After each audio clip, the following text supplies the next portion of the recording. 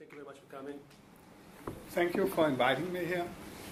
And I'm glad to see you all again. I have seen most of you before, also some of you in Canberra.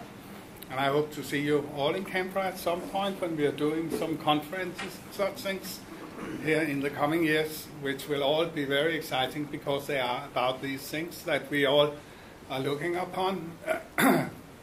What is happening to democracy, what is happening to capitalism, what is happening to the whole of late modern society, where are we going?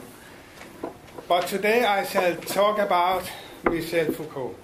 And I must admit, I came late to Foucault in my life because, of course, I have read Discipline and Punish and such things that you do always, but I have never been a Foucaultian as such before 4 or 5 years ago, where I found this book about Parrhesia and couldn't understand the word about how in the heck he could get that to fit together with Discipline and Punish and such things. And then my travel began into his work. I went all the way back actually and have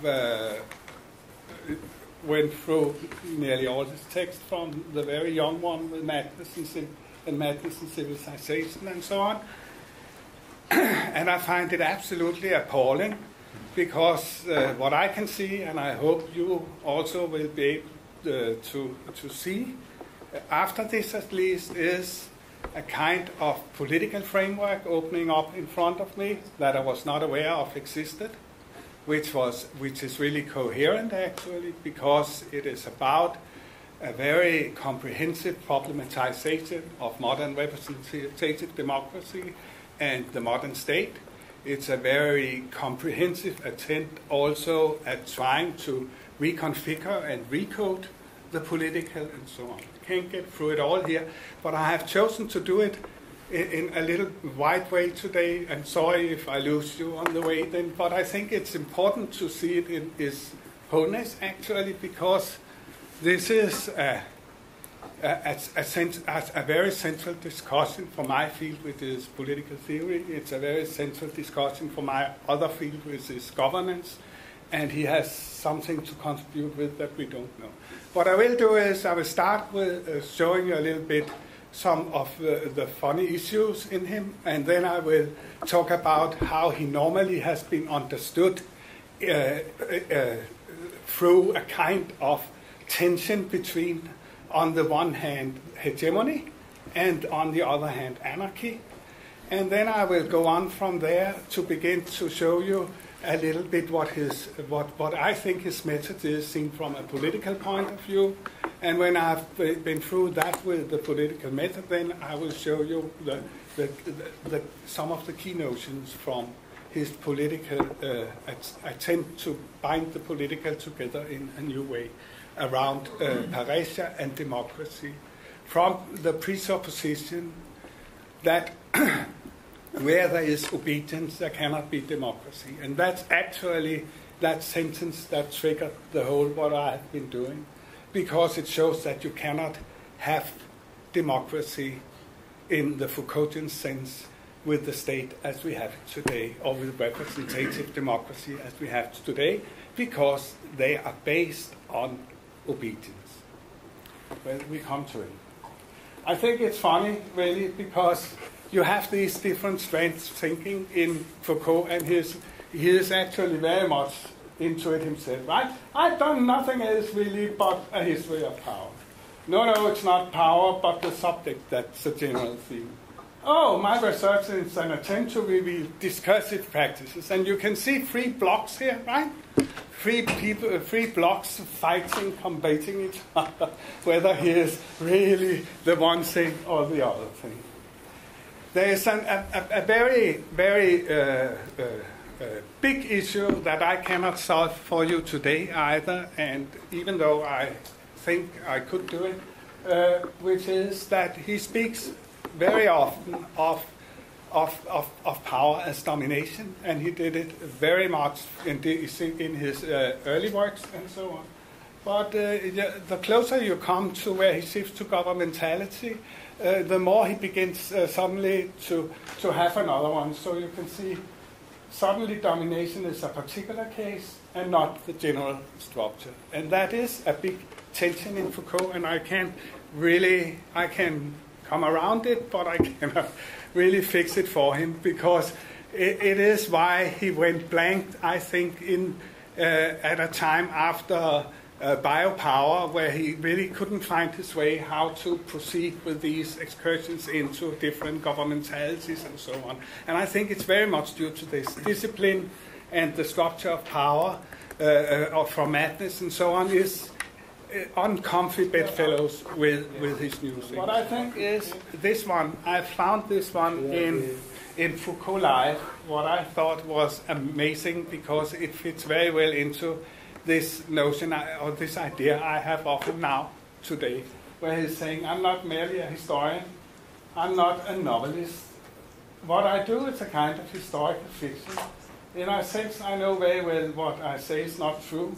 A historian could say of what I've said, that's not true. I should put it in this way. I've written a lot about madness in the early 60s, a history of the birth of psychiatry. I know very well what I've done from a historical point of view. Perhaps I dropped out some contradictory factors, but the book had an effect on the perception of madness. And that's very much also his message. He wants to make a difference. You shall remember his book for what they become, not for him as a big guy and so on. You shall remember them in their effects and so on, the difference they can make to people's life in practice and so on. You shouldn't read it as history, but you should read it as a kind of forward mapping, how things could be, how they could look, how you can get out of the things that are pressing upon you today and strive for something better and so on. That's very much what it is about. And his old friends, especially from governmentality, they can't understand what is happening to him here in his later years, and they say, why is he suddenly beginning to become a neoliberalist? Why? We are astonished. He's fleeing from sovereignty and discipline. What's going on here? Where is he heading? What is happening? And it is rather funny, actually, because this is what it is about. It is about saying that, okay, I started out from the notion of sovereignty, but I have actually already from the beginning in madness assumed that sovereignty was the problem.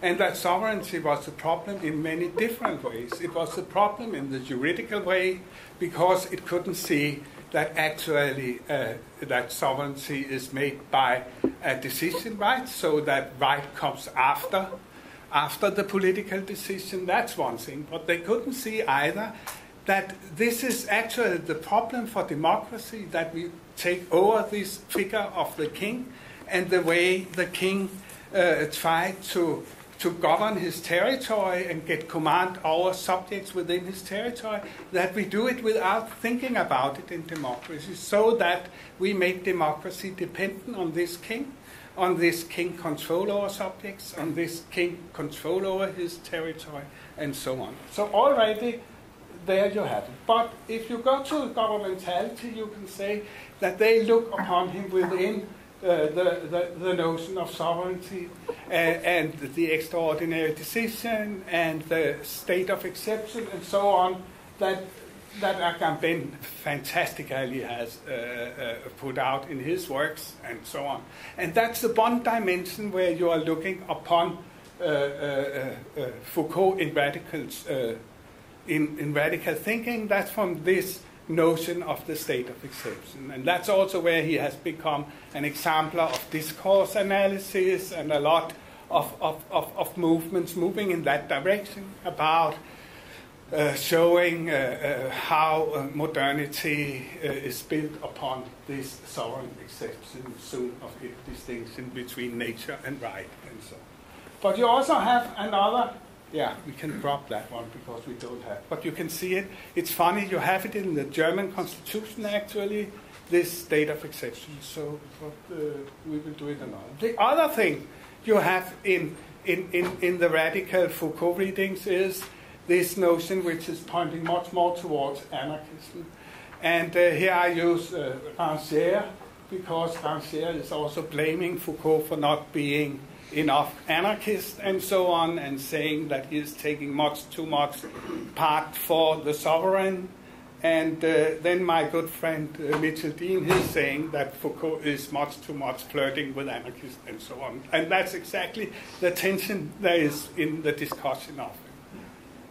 Rancière wrote this book about dissensus in 2010, and I think everybody should read it. It's a must. It's one of the best books about post-anarchism I've ever read, really.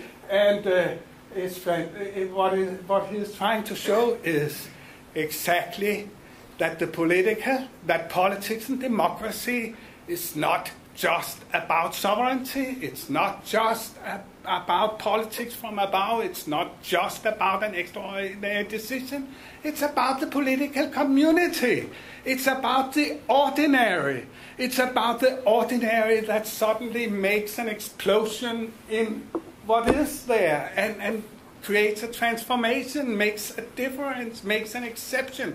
So you have two exceptions actually tied to Foucault: the exception which is in relation to the state, and this exception which is much more in relation to the political community, with the people as a supplement that disjoins the population from itself and overcome all forms of legitimate domination.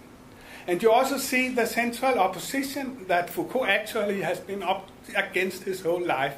On the one hand, the notion of legal and legitimate domination as a foundation of modern representative democracy, and on the other hand, the post-anarchist and other radical groupings saying this is not the foundation for democracy.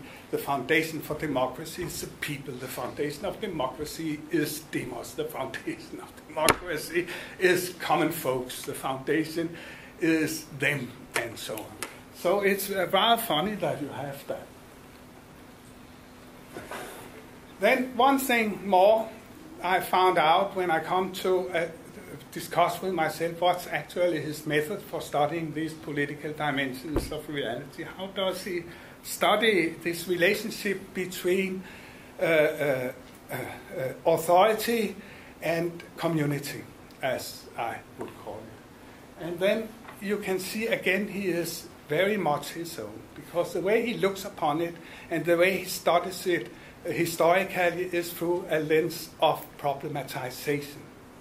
And this lens of problematization is actually turning the interest away, we will see that later on also, from how we discuss it in political theory, for instance, where we always discuss politicization, right?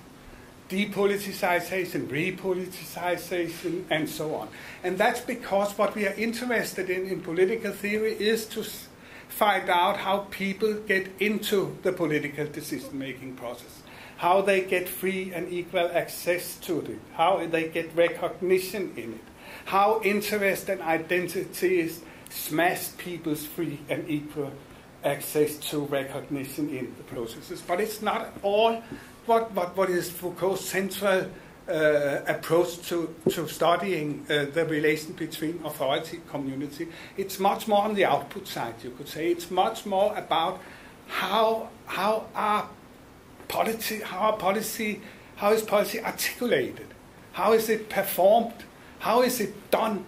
What kind of practices it gives rise to, and so on. So it's a much more action-oriented than decision-making-oriented approach, and that's what he grasped with problematization. I think that one of the very big discussions we could have from his work now, right now, in the discussion we have now, is this: what is the difference and relationship between problematization and politicization in democracy, and how can we find a model that can combine these two perspectives? Because it is obviously, as he says, not enough that you just look upon it from the point of view of how people get access and recognition. It is much more necessary today, perhaps, to see how policy produced, how is it articulated, how is it done, who are involved in it, what consequences does it have, and all these kind of things that he is looking at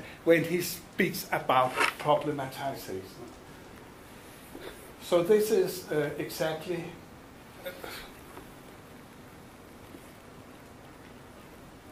I'm sorry, it goes by itself, this one.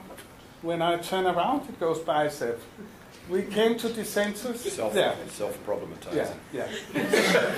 See, that was the one I would have shown you about the opposition between those who follow Agamben or who follow Smith and the state of exception, and then those who would follow Parrhesia. That on the other one hand, you have this notion that authority of political institutions is not a question of consent, and no, it isn't, but it's about getting the civics to recognize their obligation to obey. And it's exactly that which Rancière is hating more than anything else. Because in a democracy, nobody shall obey. What they shall do is accept each other's differences.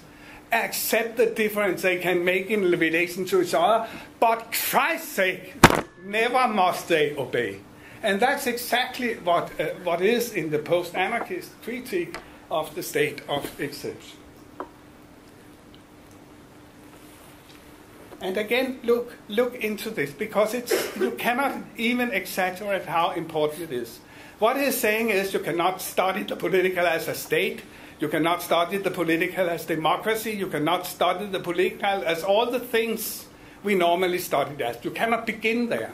You shall begin like this, in this way. You shall try to analyze the way institution, practices, habits, and behavior become a problem.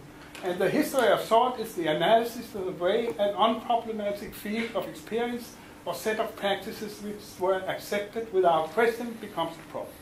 And note, he's writing accepted. He's always writing accepted. Never consent, never dissent, always accepted, because that's the logic. Accepted, there can be acceptance and hell of a lot of dissent, right?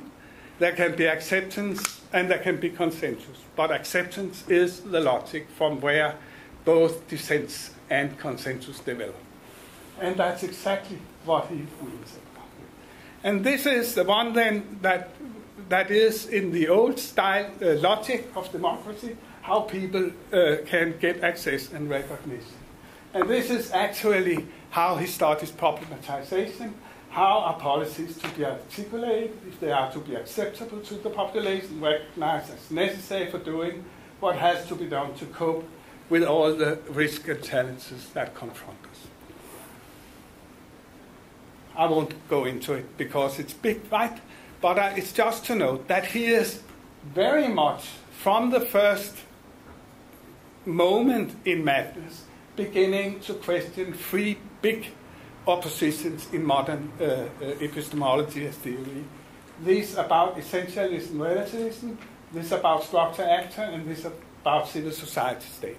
And his answer to all three of them is they have to be problematized because they take a certain form for given that is configured at a certain point in history and which we cannot live with in that form any longer because we need to go on, right? And we need to find alternatives to this because it binds us to some problems that we have to solve. One of them is essentialism, relativism.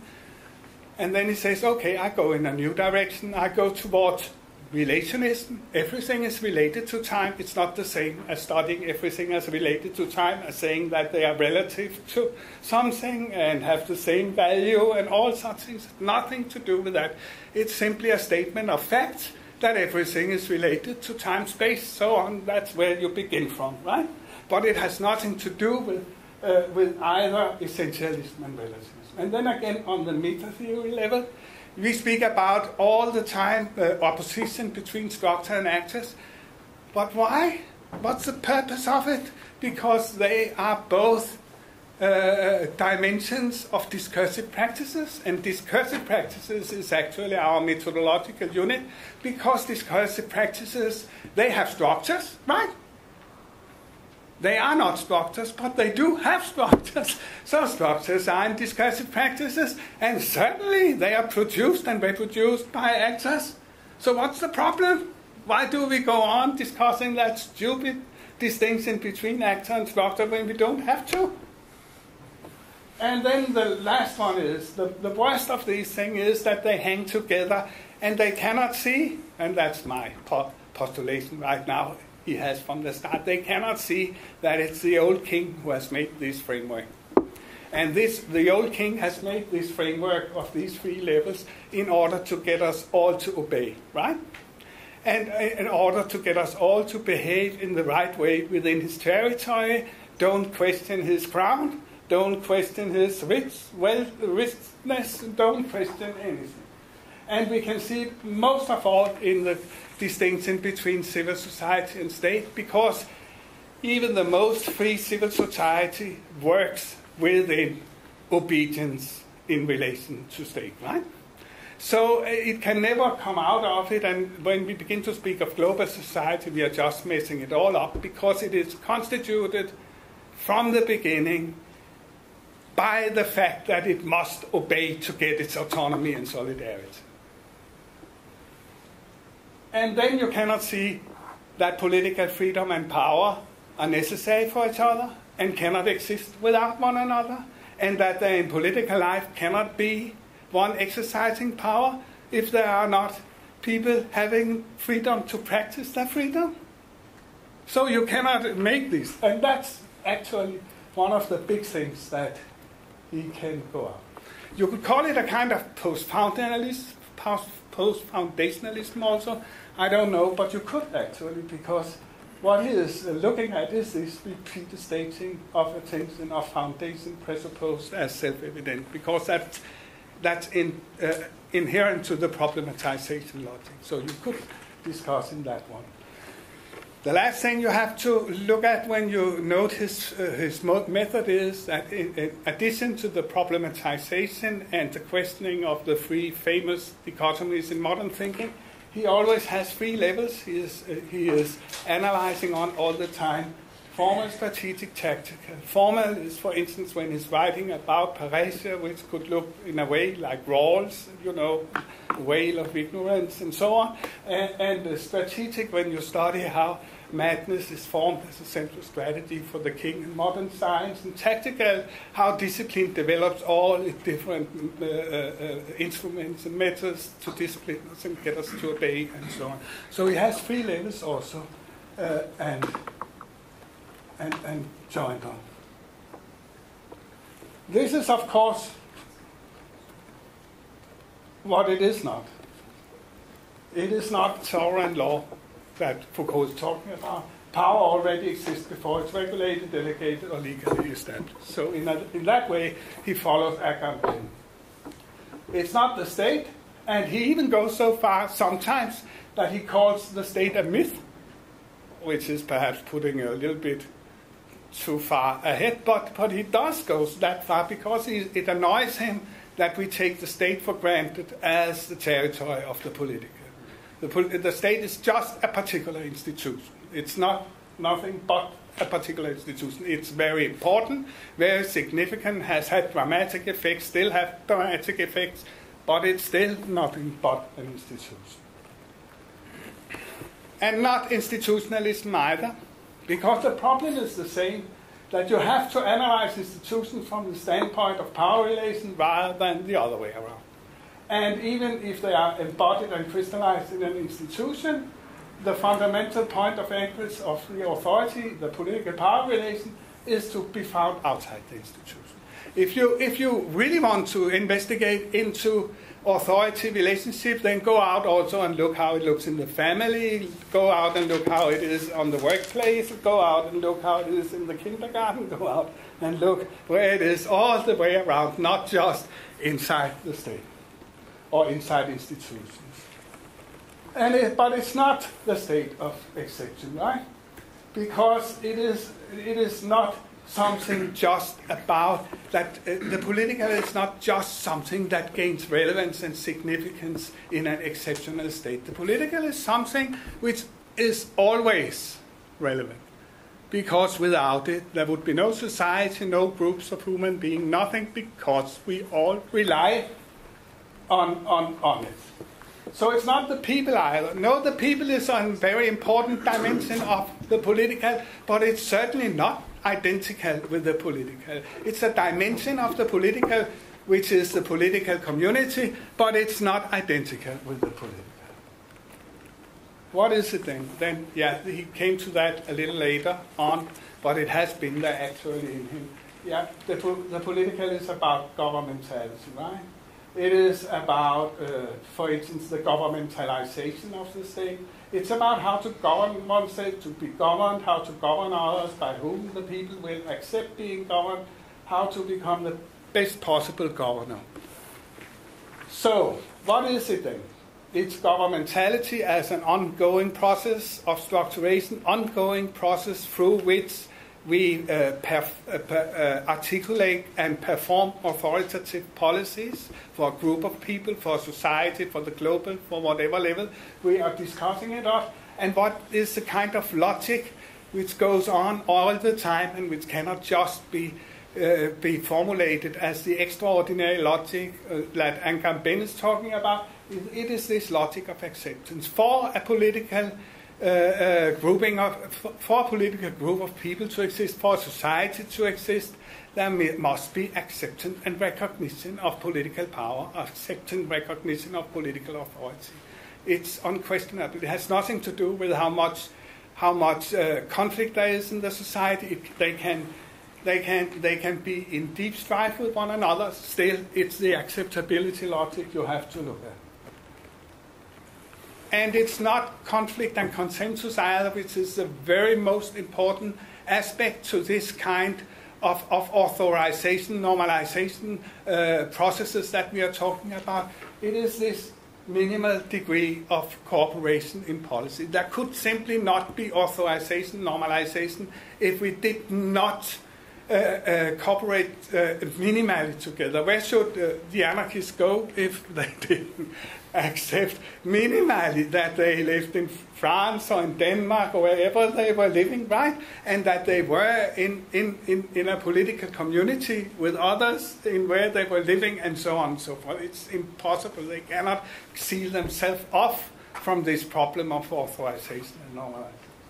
So what is coming is this figure where you can say that what he is studying is these regimes of truth, right? In the figure of governmentality as this ongoing process of authorization, normalization. And that process exactly shows this triangle of how a political regime is always reciprocally constituted through the political authorities and through political communities. So in a way, it's a mediation of Henrik Bang and Parrhesia, where you are saying that, well, both of these logics are important to the formation of political regimes of truth. It can be done through the exception that the authorities can make, it can be done through the exceptions that the community can make, it can be done, but it cannot be done except that they are all three there all the time, right? And minimally cooperate in a way, at least just by accepting authority, they cooperate, right? And we can skip that one and you can find that's the definitions. And I think this notion of the political as governmentality, as the structuration of a regime in and through the communicative interaction between political authorities and ordinary people in political community, is where you have to start if you have to understand Parrhesia.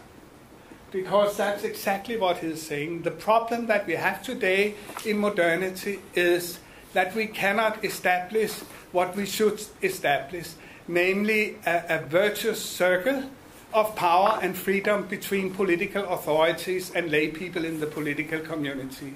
Because if we can learn something from studying history, it is exactly that it is not good if either the one or the other is allowed to dominate completely. And it is, in fact, a good thing if we could have a political power which is not based so much person and domination as the one identified with the state. And it is really good if we could have a people who actually wanted and felt engaged enough to constitute themselves as subjects and so on, and feel a co-responsibility and so on. And that's how he puts up the circle of Parrhesia, which is one that, okay, we have to define it in a new way and accept that Parrhesia can come no other places than from the community, right? It can come from no other places than a political community. But suddenly in that community, there comes a political authority and say, I think we shall go right instead of left. I think it's important we go right now, or follow this turn now.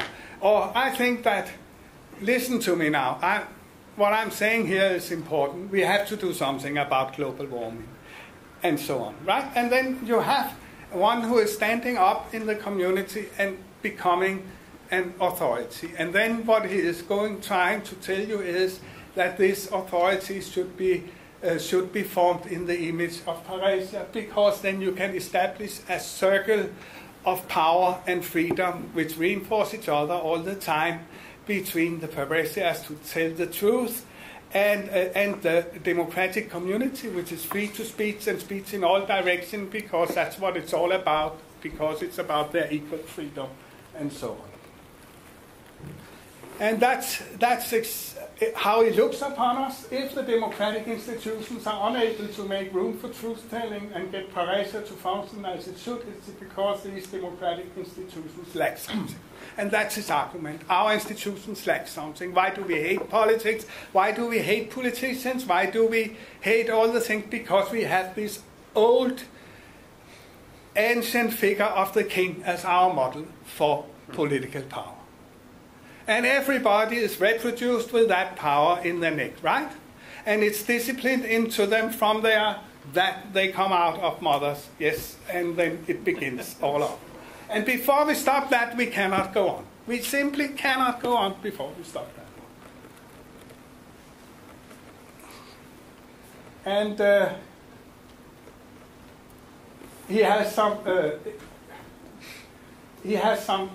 he always points to this. From the onset in Madness and Civilization, this is what it is about. It is simply about how do you cut the head of the king, right? How do you establish another authority which is not based on command and obedience relations? How do you get away with this separation of reason from unreason, which make political appear as something with removing disobedience out there, removing anomie out there, removing all kinds of things out there, because that's the figure of the king. The king wants to remove all that threatens his territory. So what he also removes are all those who have something new to tell about how politics could be done and policy could be articulated, because they are not interesting at all, because they are by definition anomic, because they don't obey. And that's his argument. And he has a wonderful 5 pages about Kant, where he's saying exactly the same. Yeah, come on, Kant, I love you. And he does, actually.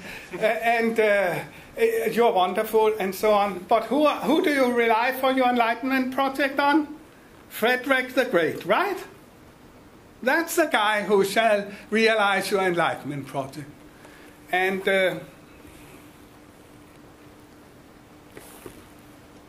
this is perhaps the best one. Because this is from when Habermas was young and made the foundation from his notion of undistorted communication, right? And he uses exactly the figure of psychiatry to make this notion of undistorted communication. And what he is trying to show is that in this notion of undistorted communication, you can show a method of how you can make the patient feeling better, right? And how you can remove the psychosis, and how you can get the person whole again and not feeling, mad and so on. And then Foucault is answering, psychiatric power is above all a certain way of managing, of administering, before being a cure therapeutic invention. That's exactly what he means. And that's exactly the tension up against Habermas. Why are you thinking that you are coming to freedom from removing undistorted communication? What it's about is the command-obedience relationship you put into the relation between the analyst and the patient. And you made the obedience of the analyst the condition of becoming undistorted and so on. And then you cannot see that perhaps the patient has a much better version of what is undistorted, but the patient is never allowed to tell anything because the patient is sick. And the patient must be ordered, and the patient must be made healthy again. And that's what madness is about, actually. Crossing this insulation of reason from unreason that we have in modernity, so that every time we see an anomaly out there, it's something we have to remove. So that everything we have to do is to set up institutions from the beginning so they prevent anomaly, right? And then we get, for instance, Rancière getting crazy and saying, well, I become an anarchist then, because how else can you think new things and so on if you do it the other way? Okay. When we come to Parrhesia, and Parrhesia is then, you must remember, it is about this subject which is standing up in the midst of polis, and he used Pericles now and then as his exemplar, and say, I can do something that you cannot do. I have the knowledge about this, telling you the truth about what has to be done in this situation. But he is not above polis in a way, because he couldn't come from anywhere else than polis. So in a way, he belongs to the polis and grows out of the polis. So it's not a figure which is an elite standing up there, or a god, or a superpower, like Rancière calls it. It's exactly one who is standing where she stands because of people, right? Because if they didn't accept he was standing there, he was down, or she was down again, right? So it's not about normal elitism and so on. But in this relationship of Parrhesia, he then sees several conditions that have to be fulfilled if it shall be a good circle of Parrhesian democracy. And the first is the democratic constitution. There cannot be anything without this one. The other thing is the de facto constitution. Not everybody can tell the truth. Not everybody in a political community is able to tell the truth. You cannot just hand politics over to the political community, because then you neglect the difference between being a political authority and being an ordinary member of a political authority. There's nothing wrong with either one or the other, and they can only be forming something good if they do it together, because those who are ordinary members, they have this spontaneity and this outburst of energies and these new things of just doing things that are incredibly important to forming and shaping the future of democracy. But those who tell the truth are also important, right?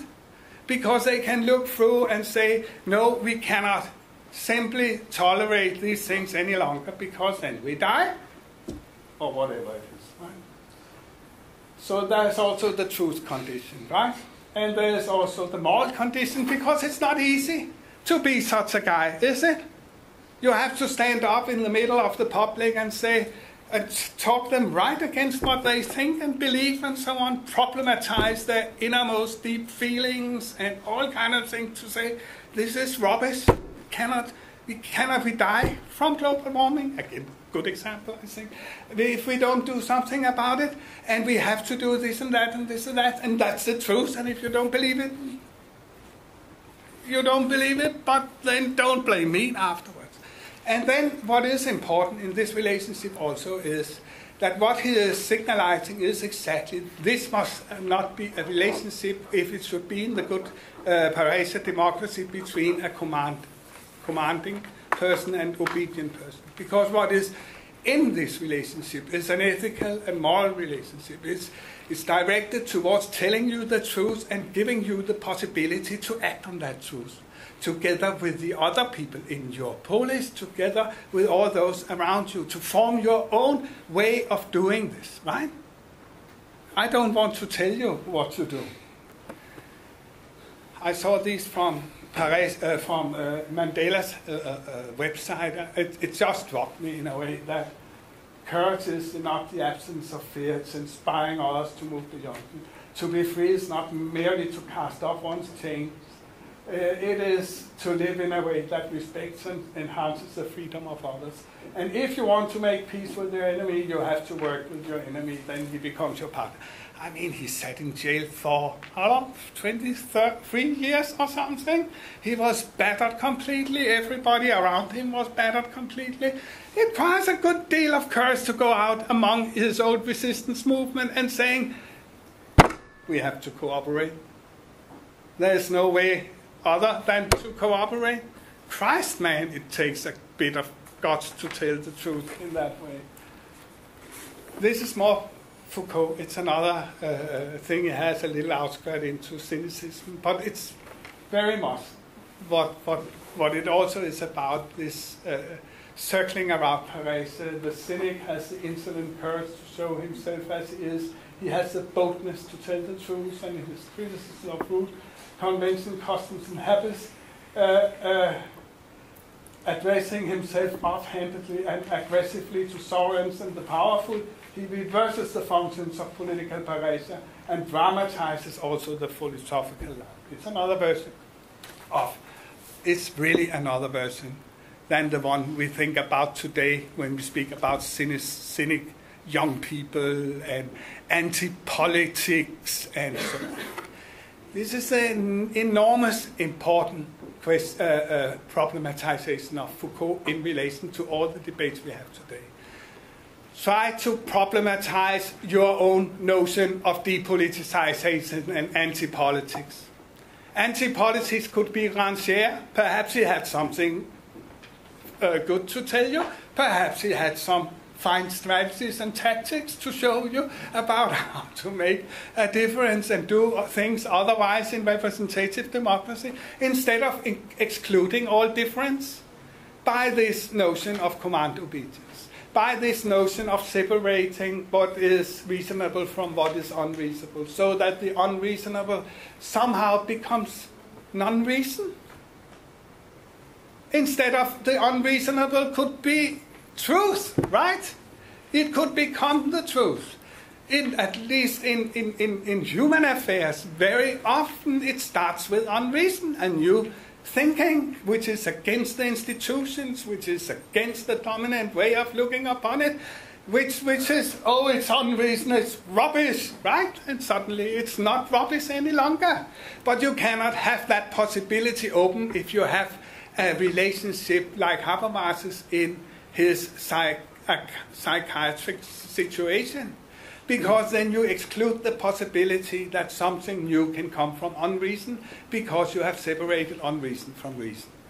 And that's exactly, actually, Foucault's most important message, I think, is that that's why we have to look at Parrhesia and democracy as hanging together, because democracy is unreason. Has always been. Something new, a new explosion, a new fight for a new exclusion, a new thing coming up. How can we have equality without this? How can we have equality with this kind of division of rich and poor as we have today? And all those things are unreason in relation to the establishment, but it's certainly not unreason in relation to democracy. Well, I just have a little bit conclusions on it. Governmentality is about the transformative political capacity of political authority, actually. And the transformative political capacity required for authorizing and normalizing policies under constantly changing conditions and in face of continuous conflict and risk implies a minimal degree of political cooperation between political authorities and lay people in the political communities, manifesting power, knowledge, freedom in both directions. cannot be that if there is not that. It can be this little and that much, but it cannot be that without you have these three abilities in both directions. And again, look upon how he thinks about it in a completely different way. This is not about conflict versus consensus, stability versus instability, order versus disorder, and so on. This is about authorization and normalization. It can be done in times of disorders, it can be done in times of consensus. Normally it involves all of it together, and so on, and it's in a dynamic environment, always changing. There's never a situation completely unchanging in this world. It's all in movement and so on. But we have to write the juggernaut, as Gid said many years ago, or we have to try to make islands of order in the sea of disorder and so on. But it's like that we should think about it. Because when we begin to think about it like that, we also have to acknowledge, accept and recognize from the beginning that what is unreasoned in a certain regime of truth can be reasoned in the next regime of truth. So we have to simply to think in that way. So that's the first thesis.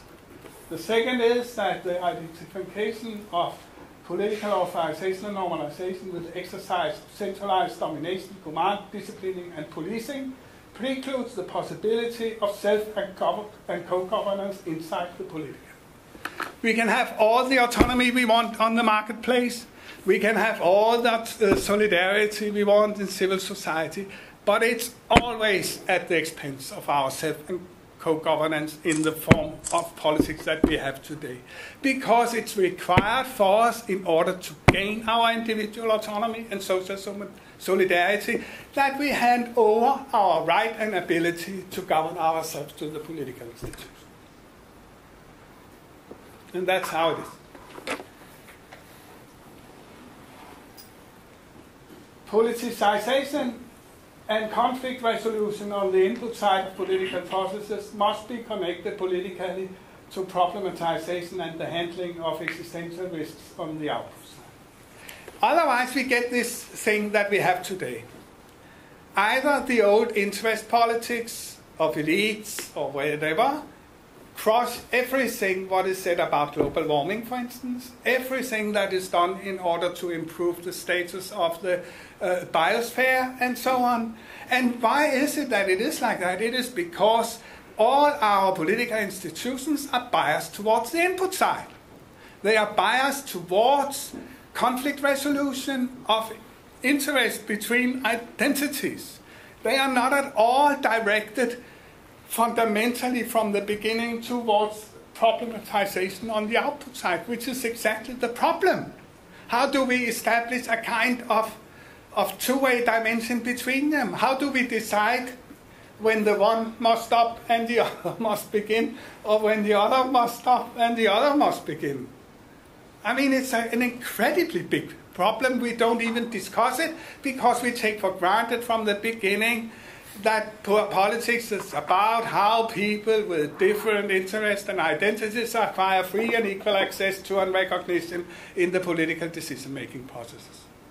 And if we have that as the core question, number one question, then I think we will die from global warming.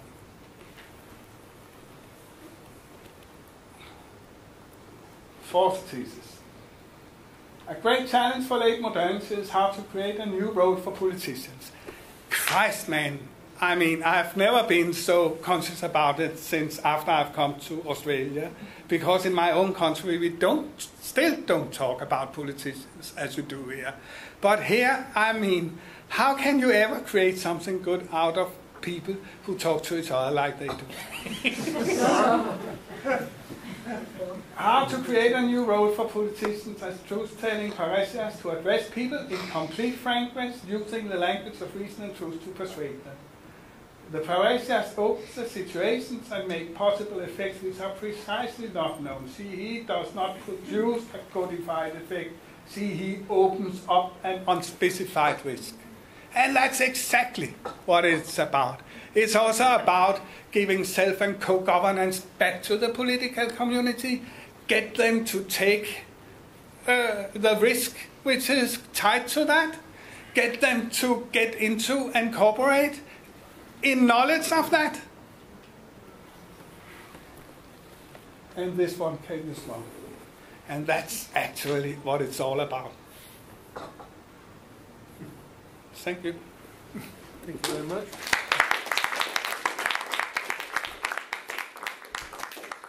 Thank you, Eric. We have about 25 minutes for